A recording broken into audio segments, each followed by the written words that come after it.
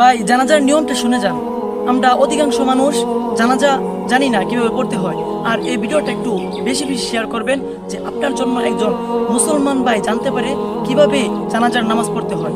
জানাজার নামাজের প্রথম 4 তাকবীরে জানাজার নামাজটা আমরা পড়ি।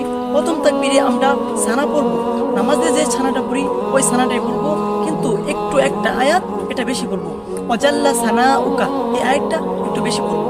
আর এরপরে একটা তাকবীর দিব, প্রথম তাকবীর শেষ হলো। এরপর দ্বিতীয় তাকবীর আমরা যে নামাজে যে দুরূদ ইব্রাহিম দুরূদ শরীফটা পড়ি, ওই দুরূদ শরীফটা আমরা পড়ব। এরপর তাকবীর দিব, 2 তাকবীর হলো। এরপর আমরা যে মাইয়িতের জন্য যে একটা দোয়া আছে এই দোয়াটা পড়ব। এই দোয়াটা পড়ার পর আরেকটা তাকবীর দিব, তাহলে 4 তাকবীর হবে। এরপর আমরা আরেকটা তাকবীর দিয়ে পরে সালাম ফিরিয়ে দিব। বেশি বেশি ভাই এই ভিডিওটা শেয়ার করবেন।